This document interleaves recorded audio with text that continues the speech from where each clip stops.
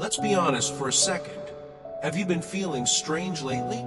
And I don't mean I caught a cold strange. I mean a deep, unshakable sense that something is shifting beneath the surface of your life. Maybe you're sitting there right now, and even though you've had 8 hours of sleep, you feel a weariness that goes down to your bones. Or perhaps it's the opposite. You're lying in bed at 3 a.m., the house is quiet, but your internal world is vibrating with a restlessness you can't name. You might feel a heaviness in your chest, a sudden stillness that descends on you in the middle of a busy workday. If you've been trying to logic your way out of this, telling yourself it's just stress, the economy, or burnout, I need you to pause. Stop looking for a medical diagnosis for a spiritual condition. What you are experiencing isn't a breakdown.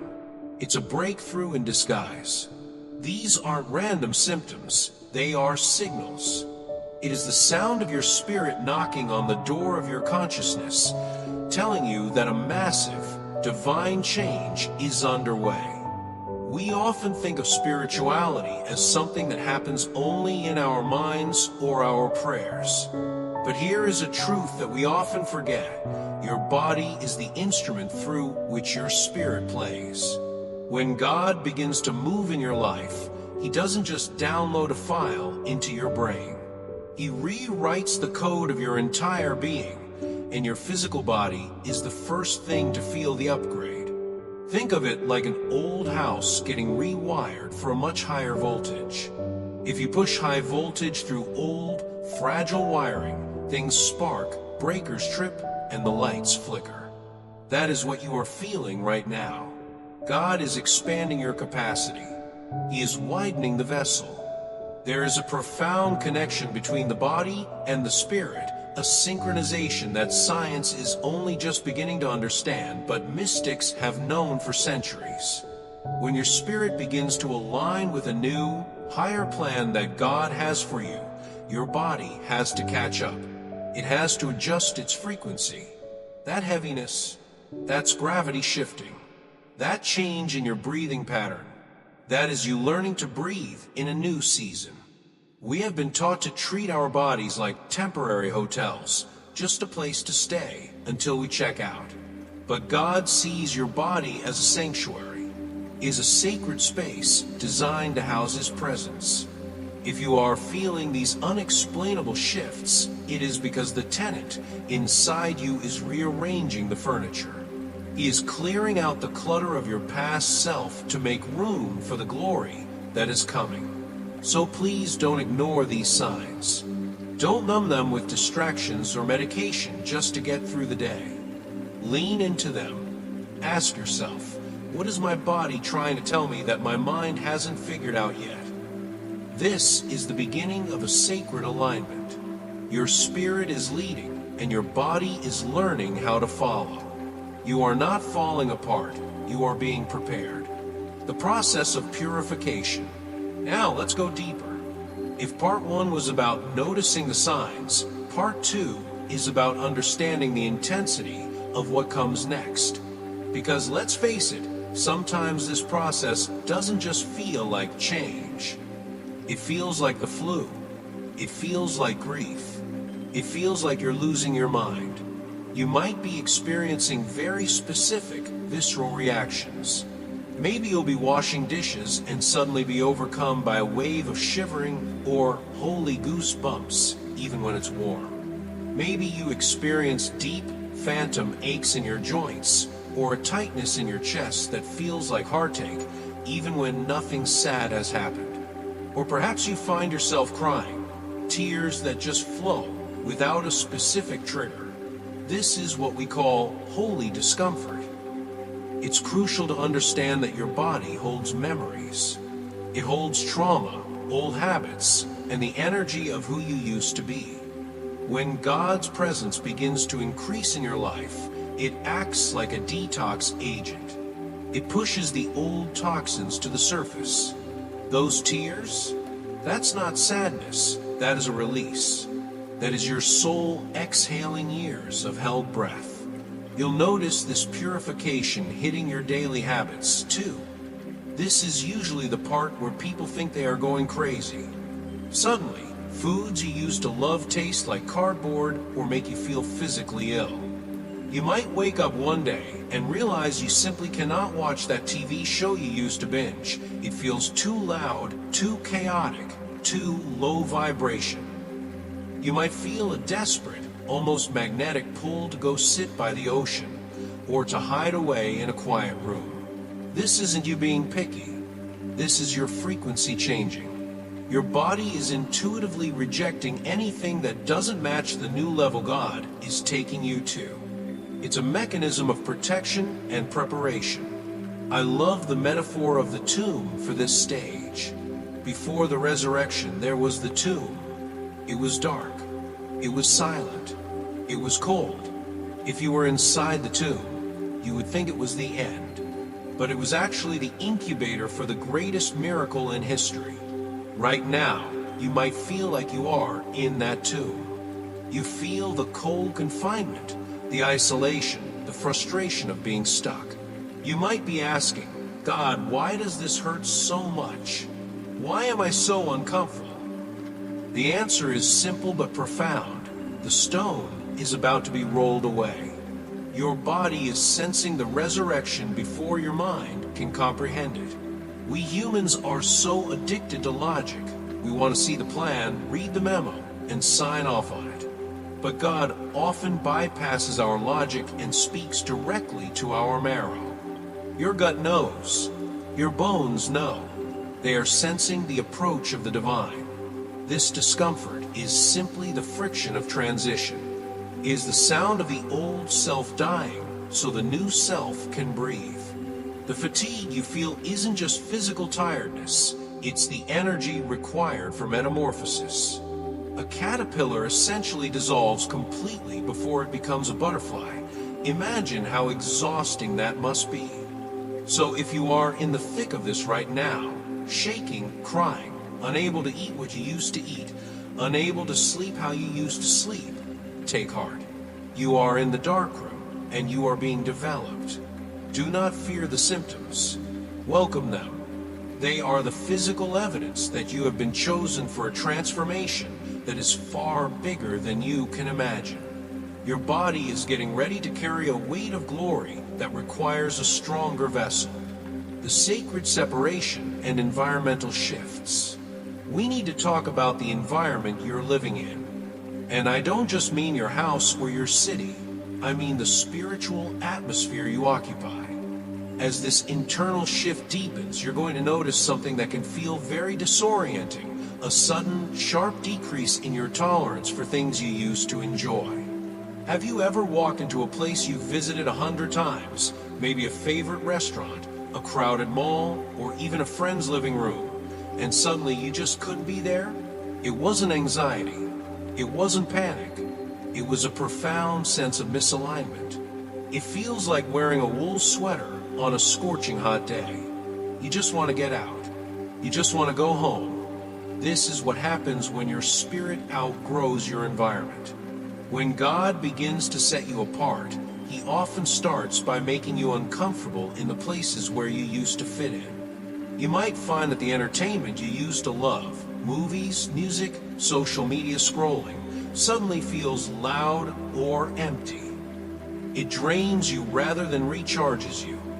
Conversations that are filled with gossip or negativity, which you might have tolerated before, now physically exhaust you.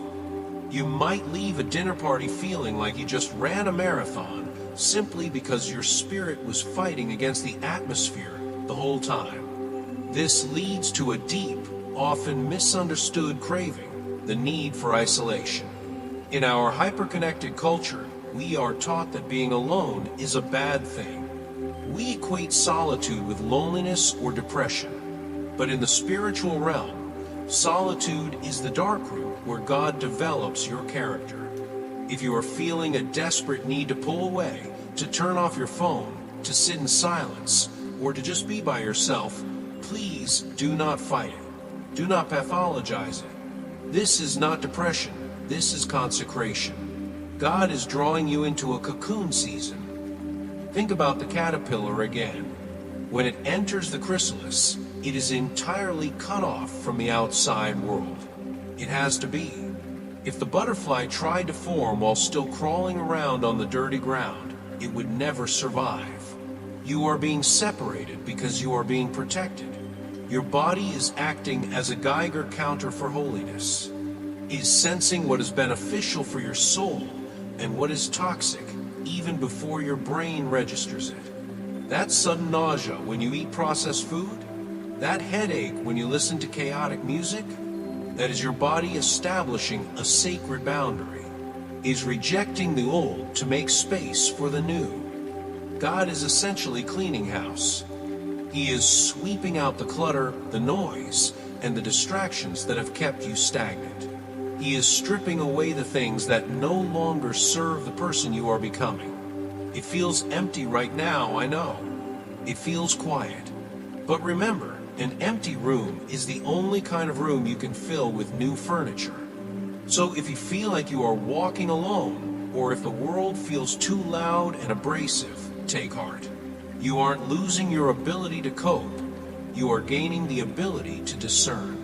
You are being prepared for a refined, higher frequency of living. The isolation isn't a punishment. It's a VIP room where God wants to speak to you without the noise of the world interrupting. The shift in relationships.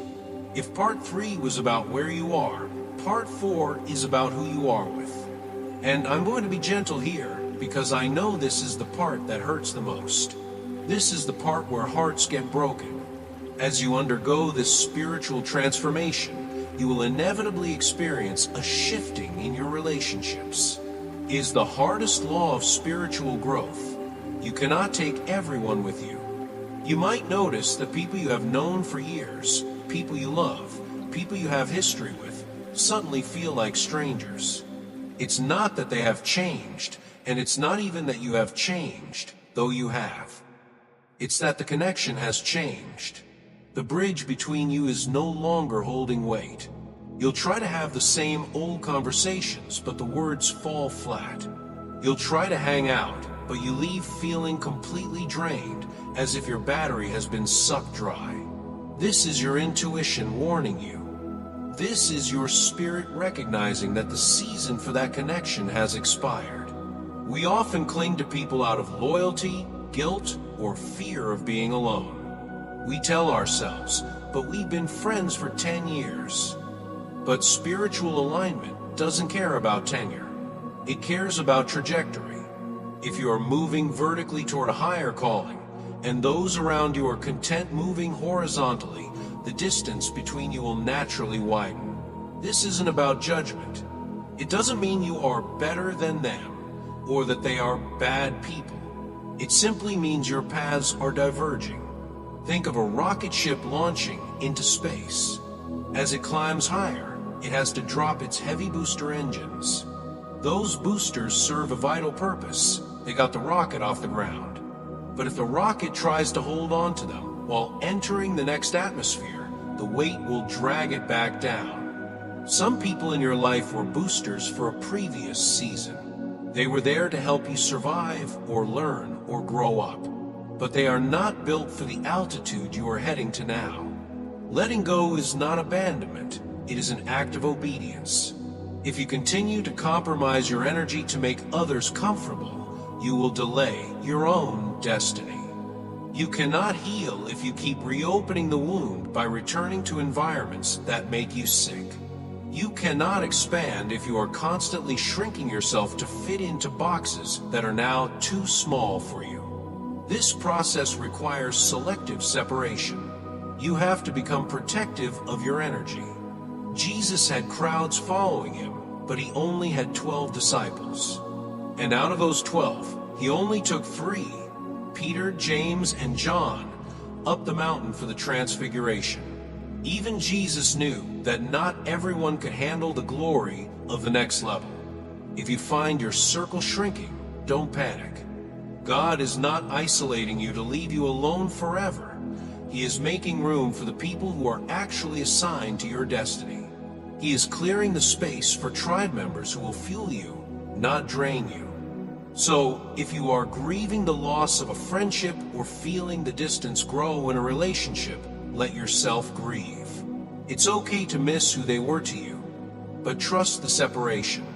Trust that God loves you too much to let you be weighed down by connections that have served their purpose. You are being pruned, and pruning always comes before the harvest. The hidden battle and the meaning of weakness.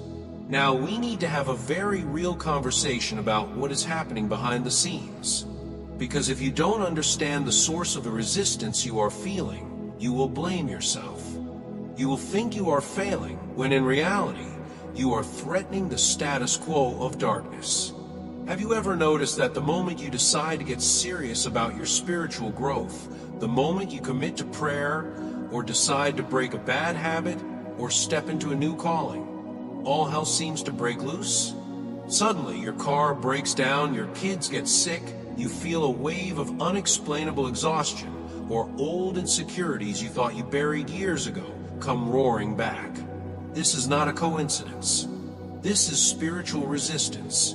We have to understand that we do not live in a vacuum. There's a very real, unseen opposition that recognizes your potential long before you do. The enemy, the forces of darkness, does not waste ammunition on empty targets. Thieves do not break into empty houses. They only come to steal, kill, and destroy where there is something of great value.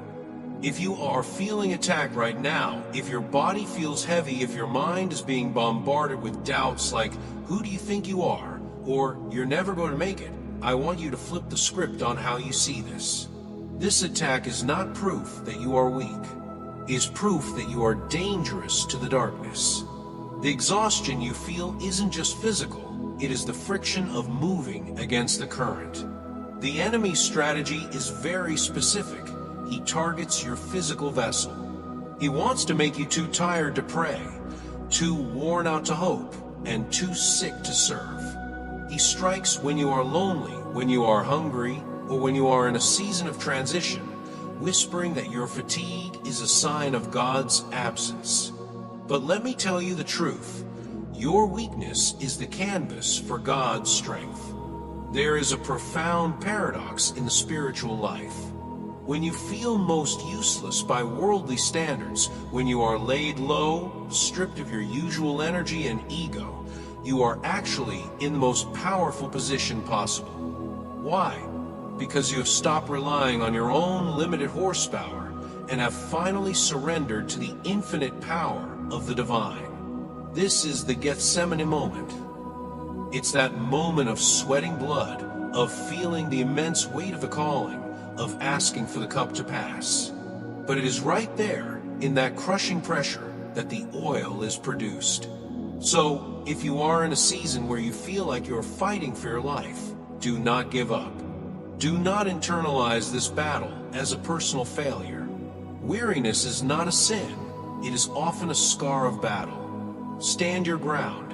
When the doubts come, recognize them for what they are, fear disguised as logic.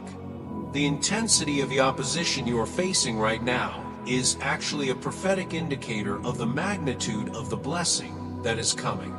The enemy pushes back hardest right before you cross the threshold. You are not being punished, my friend. You are being vetted for promotion, the reconstruction, and the legacy. Finally, let's look at the bigger picture. What is the point of all this? The isolation, the body aches, the changing relationships, the spiritual warfare. What is God actually building? He is not just doing a renovation. He is doing a complete reconstruction of your lineage. Many of you are what we call cycle breakers.